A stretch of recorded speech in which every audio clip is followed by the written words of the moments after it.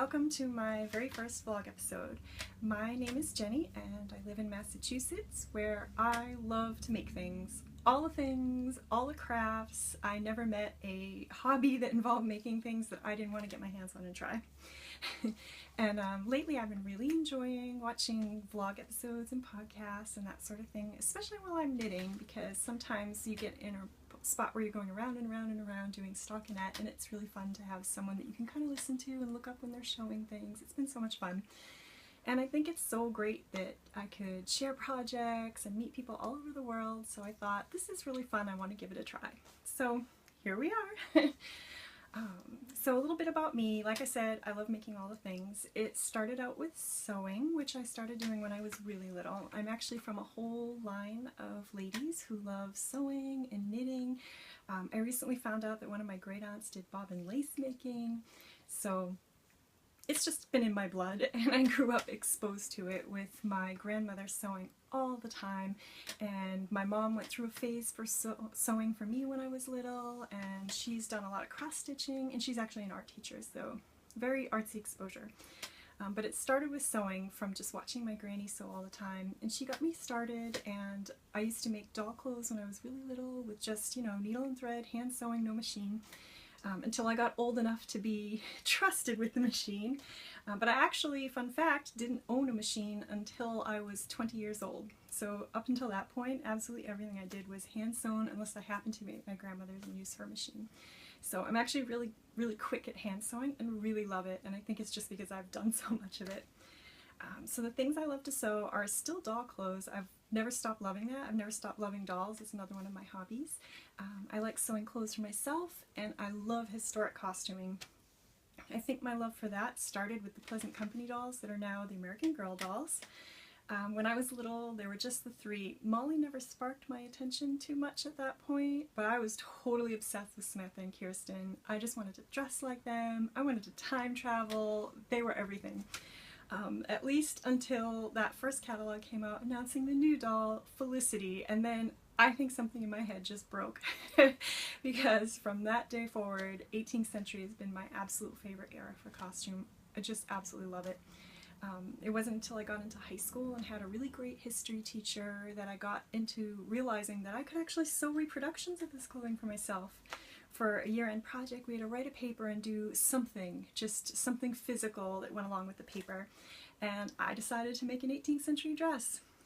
And it was pretty crazy because at that time there wasn't like Google and Amazon and all these easy ways to research, and I just had to make do with what was in my library. And they had some kind of those sort of costuming books that are just like published in the 70s, got some line drawings, a lot of text, and not always the most accurate. And I was also limited by budget and time and that kind of thing, so the dress is really awful, but I'm super sentimental about it and I can't part with it. And someday maybe I'll pull it out and show you guys, and maybe I'll do a how I started and what I do now. That would be really fun. But anyway, right now the thing that I'm working on the most is knitting. So I thought that today I would show you some of my knitting projects that I've been working on and some of the ones that I'm going to be doing in the coming cold weather, because here in Massachusetts we've finally had a couple of cold days and I'm so excited. It's so much more fun to knit when the yarn is not like sticking to you because you're so hot and humid. So that'll be great. And then at the end I'm going to show you a couple of doll things that I've been working on, mostly because I hope that will motivate me to finish these long unfinished doll projects. So without further ado, the two knitting projects I've been working on the most, actually there's four, but two of them I won't show you today because one's a gift and that one's almost done, and the other one is a pattern I want to publish that I'm going to wait until I have a really beautiful sample to show. So the two I'll show you today, the first one is my very first ever shawl that I've knit. I've woven shawls, but this is the first one I've knit. And this is the Waterspout shawl. It's a Craftsy class that I'm taking because it's, I think it's called my First Lace Shawl. I'll definitely put links to everything I talk about down below because I don't think I'm going to remember everything off the top of my head. But anyway, this is how far I am with it. I'm kind of in the middle of the row, so I can't totally spread it out. But it's got this beautiful lace work that I've started doing here, if you can see that. I just think it's so pretty, and I'm really having a ball with it. And this yarn is really, really nice. It's by three Irish girls. It's their Adorn Luxe, and I think the color is Summer Magic. So it's like this kind of purple tonal yarn, which I really love. So that's one thing that I'm working on. And the other thing I'm working on, I'm actually really proud to be working on. I have a problem with finishing projects. I tend to get them almost all the way done, and then I don't know what it is, but they'll sit forever needing something like a hem or a button to close it. I just think there's something in there that just blocks me from wanting to finish things. But in this case, I have a sleeve knitting problem, and I know I'm not alone with this. I hear some people call it sleevels, some people call it sleeve island. It's basically when you get a huge part of your project done and then it comes to sleeves and you're just like, ugh. And that's me. So right now I have not one, not two, not three, but 4 unfinished sweater projects, which is just terrible. I just need to get these sleeves done. And I've been lately thinking about what is it about sleeves that I hate so much, and I know a lot of people think it's boring, but for me, like, I don't mind going around and around and working stockinette endlessly. I don't mind it at all. Like I said, I love watching vlogs, or I'll put on a movie, it's great. So I came to the conclusion, it's double pointed needles. They're the worst. I drop stitches off them whenever I put the project down. I drop the needle all the time when I'm knitting. It just drives me bananas. I just don't enjoy it. So I tend to put off those sleeves. But recently I made a discovery, and I am so excited about this, and that is this. Look how tiny this circular needle is! It is so small. I don't have the package in front of me right now, so I'll have to link below. But it's a Chow Goo needle. It's one of their little red needles there. And this is a game changer. I don't hate knitting sleeves anymore. I only had to work the double pointed needles up until I think somewhere like here, and then I was able to switch to the circular, and I've just been flying on it, so much so, sleeves, like I'm so close. This one is done, and this one obviously not much more to go, and I could not be more excited. So this is one of my unfinished projects. This one is Epistrophy by Kate Davies. I have 3 out of my 4 unfinished projects are Kate Davies. I really love her designs. She's fantastic. But this one has this really pretty, I don't know if you can see that, but this really pretty ribbing on the cuff, which I think makes it a little bit unusual. And then it's going to be a yoke design with some color work across here. So yeah, I'm really excited to get that on and get to the color working. And then I also have her owl sweater, which is the only one of my unfinished projects that I'm not sure I'm going to finish. Simply because I started it a really long time ago. I think it was something like maybe 6-7 years, crazy. And I was a different size, so I don't think the body's going to fit me anymore. I think it's going to be too small. And then the reason I halted on that project, I actually made one whole sleeve, but it was way too big, so I need to rip that back too. So I'm not sure that project's actually going to get made. But the other 2 that I have unfinished, I will definitely finish, and one of them is Kate Davies Foxglove, which I'm making in a really pretty wool silk blend yarn, so it's not quite, it'll drape differently than the original, because I think it's a full 100% wool that she used, but I really like the way it's coming out, so I'm excited about that, and I'll definitely finish that. And then the other one is the Ginny cardigan, which was a Harry Potter inspired thing. And that one has this beautiful lace on the back, and that one I've done all that, and I've got I think 1.5 sleeves on that, so I really have no excuse, so that'll be that. And then I decided for the fall and winter there's 2 things that I really want to knit, and one of them is another sweater, but this one is a pullover, so I'm telling myself it's a little different than my other unfinished projects, which are mostly cardigans. It's the Threipmuir cardigan by Ysolda. I'm not sure if I'm pronouncing any of that right, but I'll do my best. I should be able to pronounce it coming from a fully Scottish family, but I did my best. And I'm going to be knitting that in these colors right here. So the green one is going to be my main color, and then these will be my contrast. I want to do the leaves in the orange, and then this off-white color for the background. And these are all Cloudborne Fibers Highland fingering. They are actually, I read, a slightly light fingering, so I'm actually a little bit worried about the weight, but I had already bought them, so I'm gonna swatch it up and hope for the best. These colors are Fern Heather, Autumn Heather, and Oatmeal Heather. So I'm really hoping that'll turn out. You can see I really have fall on the brain because this is a very fall palette.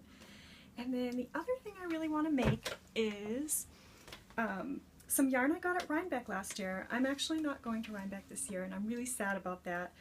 But one of my besties, she moved to North Carolina this year. Hi Sydney, if you're watching.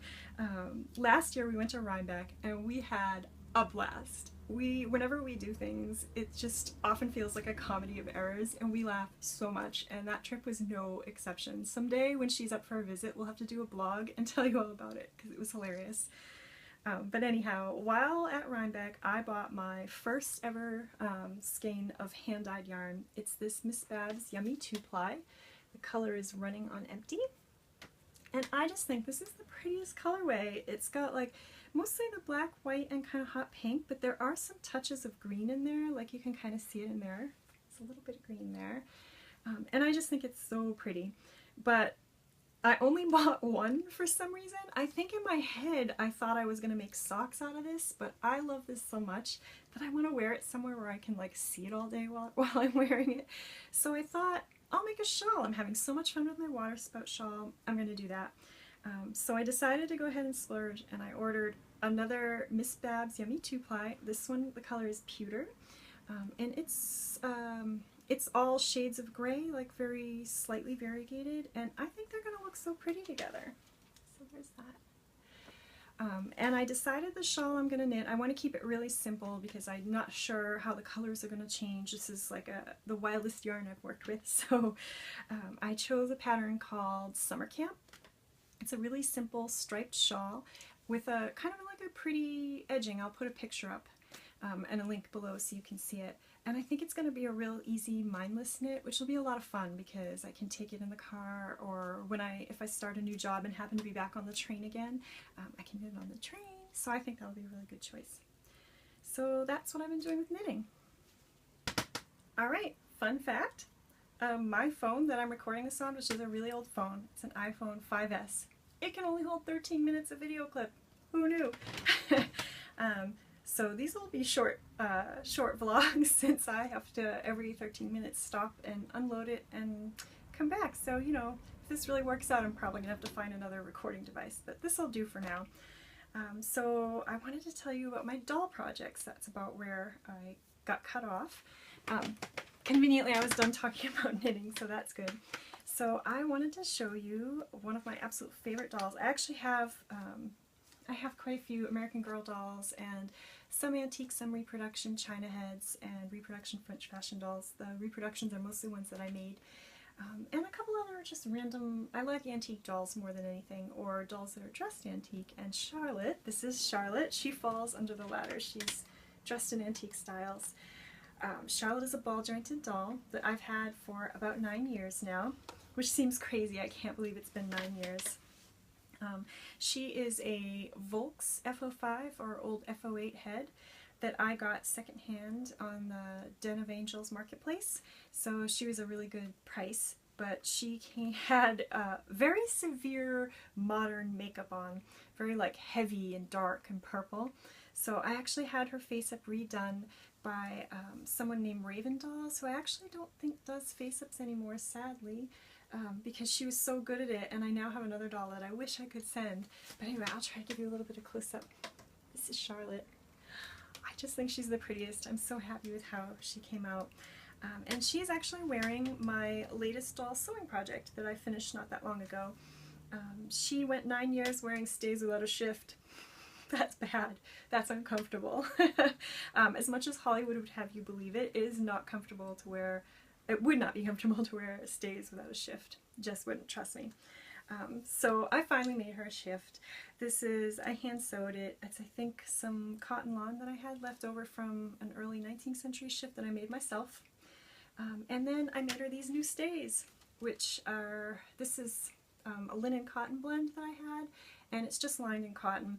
And the boning lines are actually decorative. I had made her another set of stays that had boning in it. I cut down pieces of the boning that I'd used for my own stays. I'm really crazy. I love tedious things. I'm just going to tell you that right now. And I wanted it to be perfect. So just a perfect, tiny, accurate pair of stays.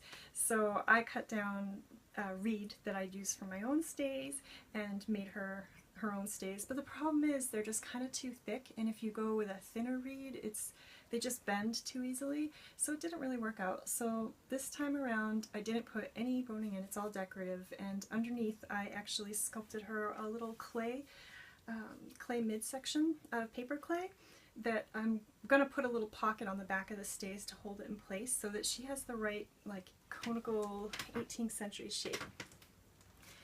So I thought those turned out really good, and she has her little bum roll in the back to hold out her skirts because she wants big puffy skirts. So I had a blast with these, and it came out so well that I'm actually thinking of maybe publishing a pattern if anyone would be interested. So if you're a ball jointed doll fan and you'd be interested, let me know.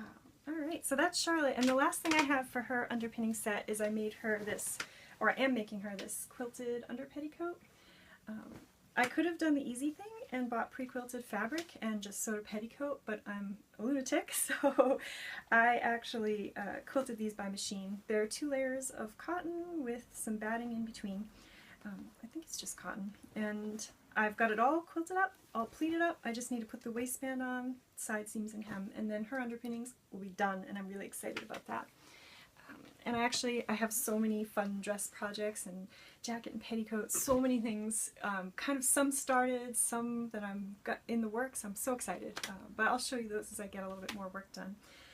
So the other doll thing I'm working on is a friend for Charlotte. I figure 9 years is plenty long enough to be totally alone, the only ball jointed doll in the house. So Charlotte's getting a friend, and I've been working on him for about a year. And most of all, it's because I'm having the hardest time doing his face up, which for non-ball jointed doll people, it's just painting a face on the blank doll head. I bought the doll head with no face. And I mentioned before I've done some reproduction dolls, so I thought, oh, this is kind of the same thing, no big deal. But the thing of it is, first of all, I've never done a guy doll face, which is a little different. You know, it has to be a little more masculine. You want to not make it, well, it doesn't have to be, it could be whatever you want, but in my case, I don't want him to be too feminine. So I'm having a little bit of trouble with that because I'm used to doing kind of just girl eyebrows, so that's one thing. And the other thing is, with the porcelain dolls, if you are doing your brows and you make a mistake, you can just wipe it off and it's totally gone and you can try again. With the ball jointed dolls, you can wipe it off. You could totally wipe the paint off with the right removers. I actually have to kind of research that a little bit. But if you're just like painting and you're, oops, I made a mistake, and you try to wipe it off, it leaves the faintest, like it's a tiny bit still there. And I'm having a devil of time with these eyebrows. Eyebrows are always the worst part. But I've made like layer of mistakes, so at this point it just kind of looks terrible, and I think I'm gonna have to wipe it and start all over. And I'm kind of procrastinating that because I'd already done his like some blushing and his lips and everything else was done. So lesson learned, start with the brows, and that's what I'll do next time. But in the meantime, I've been working on his clothing. So most recently I've been working on his jacket, but it doesn't really look like too much of anything yet, so I'll show you the rest of the pieces. And first, this is his shirt. So I tried to use period correct techniques and make it like a perfect miniature of the real deal. So everything's hand sewn, I've got all the felled seams and everything. I love the little gathers at the back. I had a real ball doing this, I really did. It looks done, it's actually not done. He needs some buttons and either buttonholes or button loops, and the buttons, they're a work in progress. I decided that I didn't want to just pop some plastic buttons on there after doing all this lovely shirt, so I'm making tiny, tiny, tiny Dorset buttons, which I'm not even going to try to hold up and show you because they're incredibly tiny. And if you don't know, Dorset buttons are just thread wrapped around a metal or some sort of a ring. So this is really tiny and tedious, but I love that kind of thing because I'm a crazy person. So I've got 2 done, I think, and another 1 or 2 to go, and then that'll be done. And then I made tiny little breeches. So when I started, and I've got a waistcoat as well, and when I started these, I wasn't really too worried about the final outcome. I didn't fully line and interface things because I was like, oh, whatever, this is just kind of like, I needed to do a mock-up, and I thought might as well make it kind of wearable, but whatever, I don't really care about this fabric, it doesn't matter. So I paid the price for no interfacing because these buttonholes, I don't know if you can tell, they're terrible. The fabric just opened right up and it was awful, and it's kind of like, it was too late to fix anything, and I was like, ah, whatever, his waistcoat will cover it. So at least when I got to the waistcoat, I at least lined it so that it would be a little bit more. I'm worried it's still, I should have interfaced it. I don't know. We'll see. So when I got to the bottom of the leg on the breeches, I actually just put decorative buttons on the outside, and I used a hook and eye to close it underneath because I didn't want ugly holes where you'd see them. And I'm thinking on the waistcoat I might do that too. Unfortunately, that means I'll have to take off these buttons and move them over, but that's not too big of a deal. And then on the back he'll have eyelets that will lace it. The only problem is these two things are, this is actually a really good fit, but the waistcoat and the coat are coming out a hair too big, so but that's why I made this. That's why I did a wearable mock-up, so that when I get to the awesome, beautiful silk, which if I had handy I'd show you, it's this really cool figured silk that I'm going to use for his jacket and breeches, and then I'm going to make him a waistcoat in a contrast color that I think will be really cool. So yeah, so that's what I've been working on. That's all my doll stuff right now. And that's really all I had to share with you. So I hope you enjoyed this first vlog episode. I'm gonna I don't know how often I'm gonna post, just whenever the mood strikes me and I have the free time. And if you liked it, feel free to subscribe. I'd love that. And hopefully I'll see you again. Thanks. Bye.